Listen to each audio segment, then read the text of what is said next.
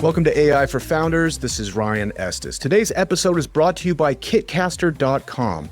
Kitcaster books your podcast interviews. Specifically, Kitcaster works with funded startup founders, entrepreneurs with exits, and C-suite executives to book them on the world's top podcast. Now, we all know that building your personal brand as a founder is often a key differentiator between you and another product. And let's be honest, building your personal brand is cringy and really hard. There's no less friction way than going on other people's podcasts as a guest and talking about what you're passionate about most, which is your business, your company, your team, and what you do. So check out kitcaster.com, hit the apply now, and join today. Today, I am being joined by Artem from HipClip.ai. And this is a really, really cool product. I'm actually really stoked to be talking to you today, Artem, largely because this is right in the wheelhouse of what I do. You know, this is a product that basically you dump your videos into there and it just shoots out high quality clips. And right now, if we're talking about distribution, you know, short video clips is the best way to get exposure for whatever you're working on. So Artem, welcome. Hey, thank you for having me. And you're absolutely right. I've seen it with my own podcast, short clips work. Don't let anyone tell you otherwise. Just with my personal podcast that I host, we got 8,000 subscribers in last year. Most of it is from shorts, not even from other places. Let's dive right into that. Yeah, so let's say you got a podcast, you're looking for subs, you post some short clips. Now, how do you get them off short clips into a podcast sub? Well, in reality, what I figured out, the way I think about it comes from my marketing background, and I see it as a funnel. And I understand that the short clips that you create, they're like trailers. It's a good trailer to a movie. And if the trailer is exciting for you to actually go and like, hey, I actually want to learn more about this, or hey, this is a really funny joke. There are probably more jokes that are also funny, you know, in the full episode. This is one of the signals, right, for the customer that, hey, this is good. Sometimes if the guest is good and you just promote the guest in a short clip, you know, with a quick teaser, that's more than enough because they're sort of, you know, lending their credibility to your podcast. And sometimes, you know, you just make a good clip and for some reason, unknown to you, it just flies. You know, one of the things I also learned is, again, it comes from my marketing background. I do believe that every time you make content, you need to try to estimate the lifetime value of that content. Because podcast episodes are evergreen, right? You record it, you post it, people can listen to it. But after you post that podcast episode, it leaves for sometimes a week, sometimes a month. But if you have short clips, those short clips can be reposted. And every time you repost them, there is a chance that people will see it, click on it, you know, go to the long version of your content. And this is the way how you extend the lifetime value of your content. So you create this enormous library of content just that constantly works for you. It's like investing in real estate, you know, but on the internet. That's how I think about it. Nice. I love it. You know, and it's important. I'm glad you mentioned humor too, because, you know, I do a lot of very technical podcasts, kind of going deep into numbers.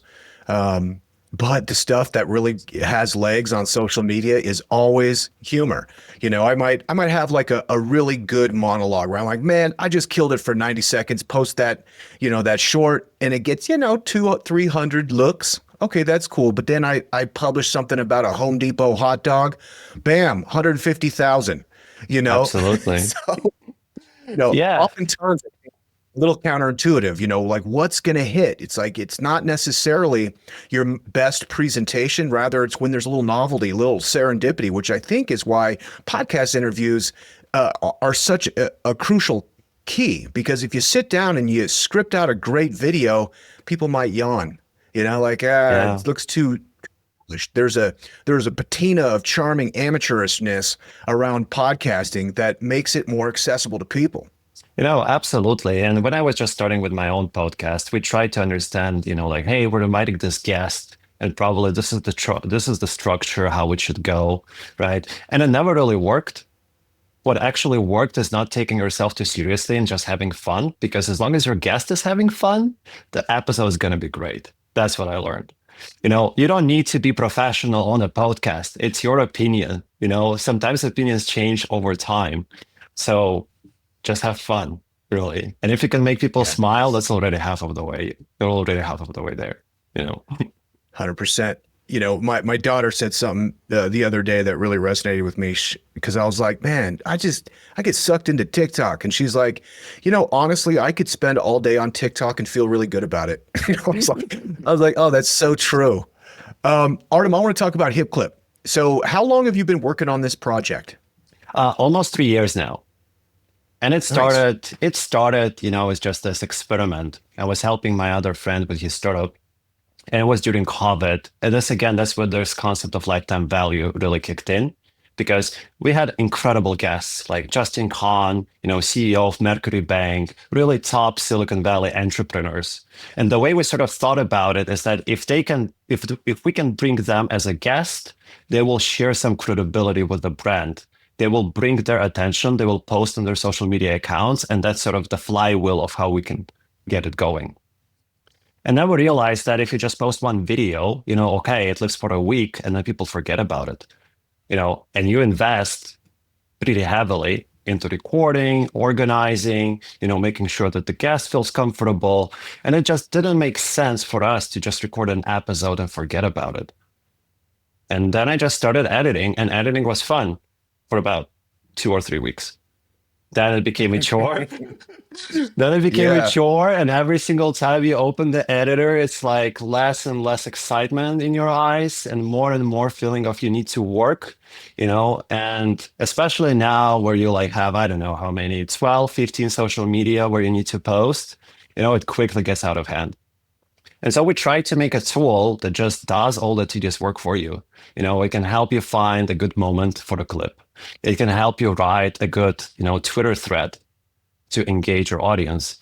We took it from there. I literally asked out my friend from San Francisco, hey, dude, I'll buy us beers, I'll buy us pizza, come over weekend, and let's hack something together. And that's sort of how it started.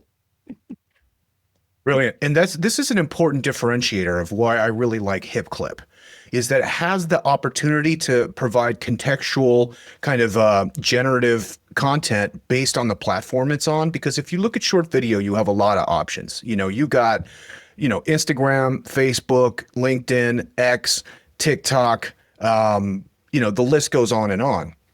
And the fact of the matter is there's certain protocol that each algorithm favors.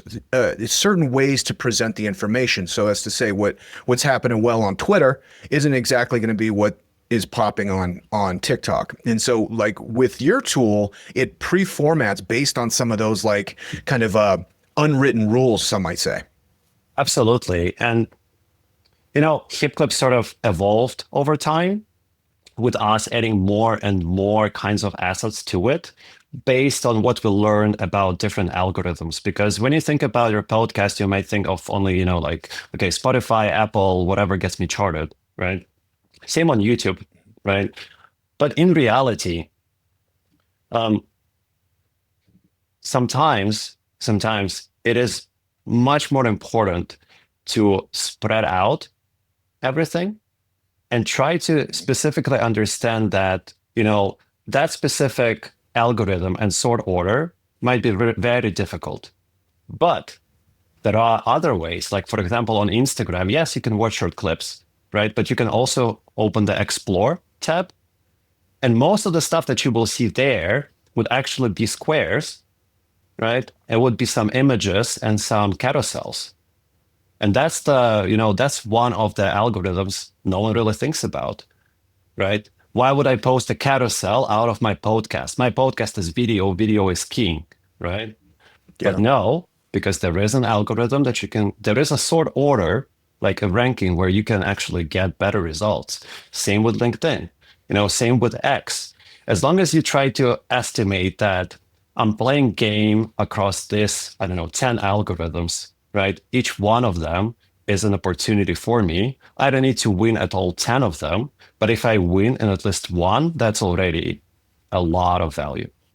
That's how I think about it. Yeah, And I've been interviewing I quite a totally lot agree. of agencies that also think the same way. It's not that I invented it. I'm not that smart. I'm just copying smart people. Yeah, hey, why reinvent the wheel? You know what I mean? I Yeah. love it. Now, how did you start HipClip? Did you raise financing?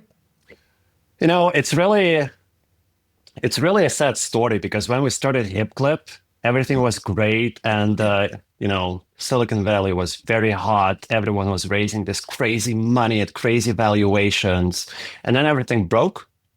You know, crypto collapsed, market collapsed, and raising money became extremely difficult. So even though we raised, I think overall in the lifetime of our company, we raised about $400,000 over 3 years. And we've been bootstrapping, here and there, not to run out of money, because Yeah. raising money was very difficult for a very long period of time.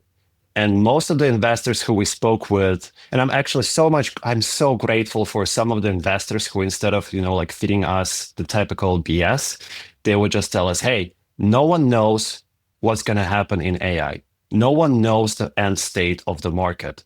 The best thing you can do is be lean, iterate fast as hell, and do not commit to this crazy financial rounds where you lock in one specific idea, you have like $5 million to go exploit it, and then market changes because ChatGPT new version is out, right? And Yeah. all the employees, all the marketing spend, all the stuff that you've been pushing to that specific idea is just not relevant anymore. Right. And afterwards, it creates a very bad dynamic between you and investors because investors invested into that specific idea. They invested into your specific team. Right. And for them, they need to understand if it works or not. Because if it doesn't, no follow-up investment. And if there is no follow-up investment from a big fund that invested into you first time, that's a negative signal for everyone in the market. And then you're sort of, I'm not going to say this word, but it's crap. Yeah, no, it was an interesting time. And now we're starting to see some real leaders emerge, and kind of like great ways to capitalize on AI. And in the beginning, there was a lot of like talk about AGI and like, oh my God, there's going to be a robot overlord that governs everything. But now you're starting to see the applications are end up being very small, where you have like all of these use cases that SaaS has developed over the years. But a lot of those use cases and a lot of those SaaS companies, the big tech behemoths, suffer from a lot of bloat. So now what you're seeing is a lot of like littler or smaller tools being torn off of that big bloat and being wrapped in AI and having a lot of success. There's the one Calorie.ai that's an iOS app that's killing it right now. I think they're doing 20 million ARR. Wow. And basically they looked at MyFitnessPal and were like, it's annoying to use this. Let's do it, make it easier, So Absolutely. I feel like the market is really starting to like lean into like, okay, this is how we make small use cases with very lightweight AI apps that can, that can get done what I want to get done without extra clicks. So 400,000 raised, that's fantastic. How many customers do you guys have now? I think it's between 12 and 18,000, something along those lines. Amazing. But also in consumer space, so some of the customers, as typical for consumer space, they come and go. Also, when we just started working with podcasters, we realized that a lot of podcasters don't commit and they record 5 episodes and then they give up, right? And maybe they Yeah. will come back and record something more. So we look at it from this, very holistic standpoint of, you know, we are only as successful as our customers. And so it's in our interest for our customers to record more. So it is Yeah. in our interest to show our customers that they can grow because everyone can record a podcast, but very few people can actually grow the podcast because they just don't know how to do it. They're like, okay, I'll post it on YouTube and whatever, oh no, I have 100 views. Now like 80 of them are people who I sent a message in the group chat, right? So it's actually in our interest that our customers grow because that's how we preserve the revenue that we generate in a way. Yeah, Um, it takes grit to be a content creator, you can put your chin out there, and it's hard because you get rejected a lot. So if you ever need like somebody to deliver a pep talk to creators, they're like, oh man, I don't know if I'm going to do it anymore. You tap me in. I'll get them so fired up they'll make content the rest of their life. Um, Artem, Yeah. Artem, if I take 18,000 customers, multiply that times 20, I'm getting close to a $4 million annual run rate. Is that near your number? Ballpark? I wouldn't comment on that. Okay. Hold How on. come? And that's totally fine. I might need to raise money soon. So hold on. Give me some space. Totally. And how big is your team? Um, our team is about 8 people, but only 2 or 3 of them are actually full time. And it's kind of crazy that I see so many companies that just hire and hire and hire and spend so much, time and effort. Well, with us, the way it happened so organically. As soon as my co-founder Dennis and I started working on it, just a bunch of our friends, thought that it's kind of cool. And they thought that, aside from their regular boring job, it would be something interesting to play with AI, something interesting to build sort of on the side, not like full time, but part time, and just be, on this frontier of AI. Because I don't know if like you probably haven't, you've been working for yourself for quite a while, I would assume. But you'd be surprised how many people in large corporations are not allowed to even touch AI. And they have Sure. AI tools that are banned. So for us, it was like, hey, you can't really do anything in your job, but with us, you have you can play around. If you want Claude to write code for you, do it. We don't care. If Claude knows our code base, well, good for Claude. Maybe he can start a podcast. I don't know. That's right. Once Claude got short video clips, we're all Yeah. doomed. And while we're still here, I actually wanted to comment on that notion that you said about the AI apps that they're becoming simpler and simpler. It's kind of Mm, funny. I don't know if it's a correct comparison or not, but I feel like this short form video, thing, it also affected the way the companies and the way that people think about specific services and tools that they use, because people want micro tools. They want to push the button and get the result. They don't yeah. want to go through like the super complex, vertical SaaS interface and set up everything right. They just want one button that delivers the result. And I truly believe that in some future, that's how AGI or whatever you want to call it will work. It will just generate interface for you that is relevant to you. And everything that happens on the back end is just API, calls and everything. But would you open, that's the question for you. Like, if you can tell AI to order you an Uber, why bother opening an app? You know what I Right. mean? Or like maybe 100%. the interface just needs to be, like a car on a map that drives towards you and nothing else, no buttons. Because why would you Yeah. click, right? And I feel like over time, that's where everything's headed. And I truly believe that aside from maybe enterprise, where there are huge lock-ins and some huge network effects just on the distribution side and everything, software should not be difficult. It should be simpler and simpler. And ideally, it should just be, like talking to a friend and asking like a friend do something for you. That's where everything's headed. You bet. In the beginning, it seemed like generative AI was coming for arts, like music and writing and video and TV and movies. And it really freaked me out because it was like, well, this is the poetry of life. But I've started to kind of change my perspective on that, largely because, take for example, hip clips. You're going to put your video into there, and the algorithm is going to choose based on data, like what's the highest performing clips.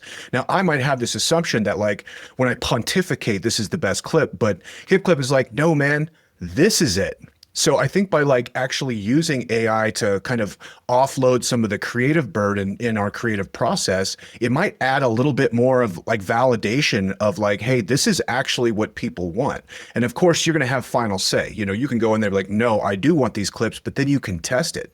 So I think that like the scary part of like offsetting, creative process to AI is largely just based in our own personal identity, that like my decision-making capability of what I want to create is actually who I really am, as opposed to like an editorial personality or identity where you're like, no, actually the differentiation and testing of multiple modalities is actually a greater representation of who I am as an identity. I mean, those are kind of deep principles, but like it's kind of the stuff that helps me sleep at night, to not think that all this is going so fast that it's like, no, actually my capacity for agency is largely ramping Oh yeah. up, and it puts me like a order of magnitude above my normal processes, because now I'm not a painter putting paint on the canvas, rather I'm a sculptor pulling information out.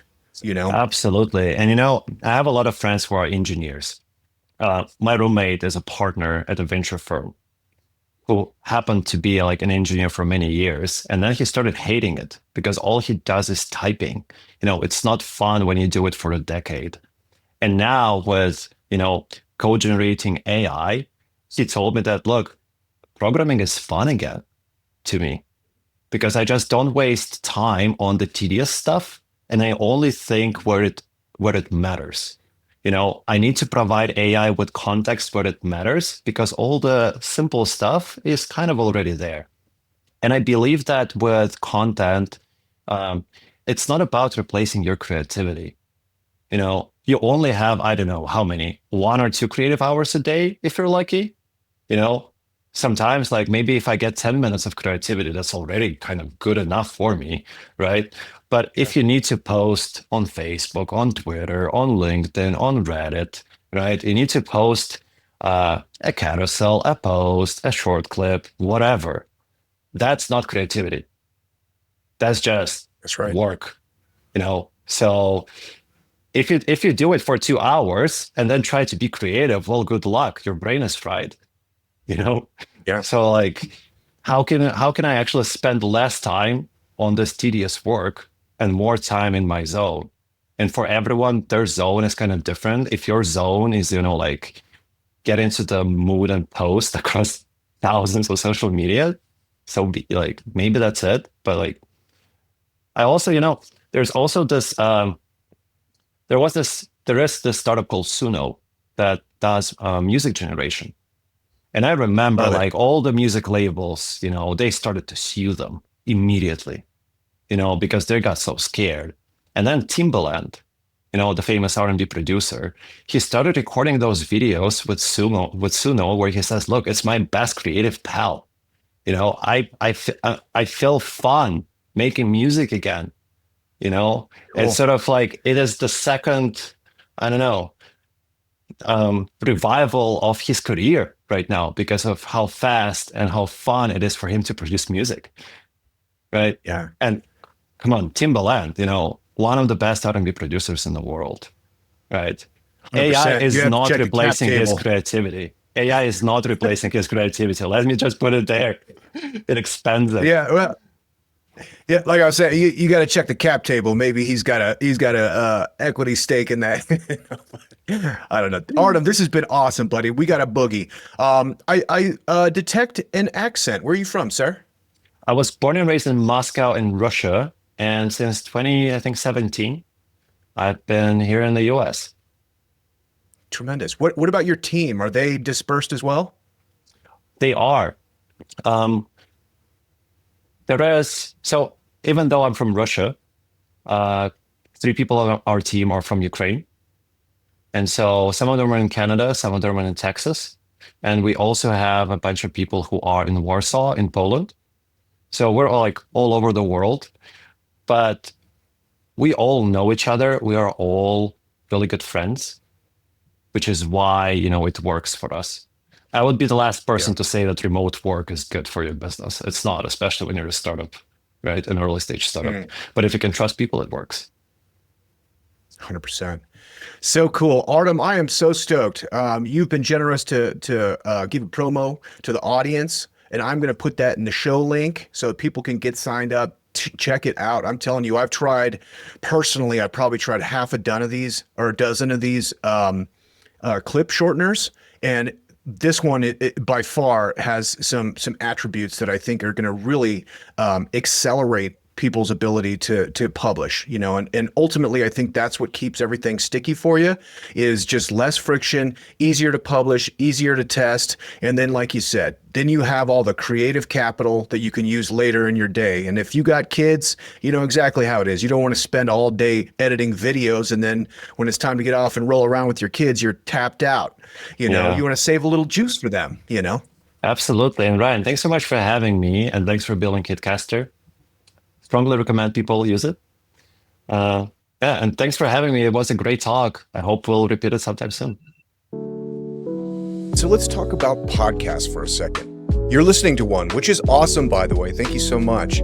But have you ever thought about being a guest on a podcast? Like, seriously, imagine sharing your story and your expertise and your business all on shows where your ideal customers are already listening. KitCaster connects founders and entrepreneurs, professionals, with podcasts that actually make sense for their brand. No pitching, no guessing. You just have great conversations on great shows. And the best part, KitCaster handles everything. You just show up and bring your A game, KitCaster does the rest. This is hands down one of the easiest ways to grow your personal brand and just create a wellspring of content for short video, for blog posts, for speaking engagements, for whatever. So if you've been thinking, yeah, I really need to step up my content game, go to kitcaster.com and apply today. Now back to the show.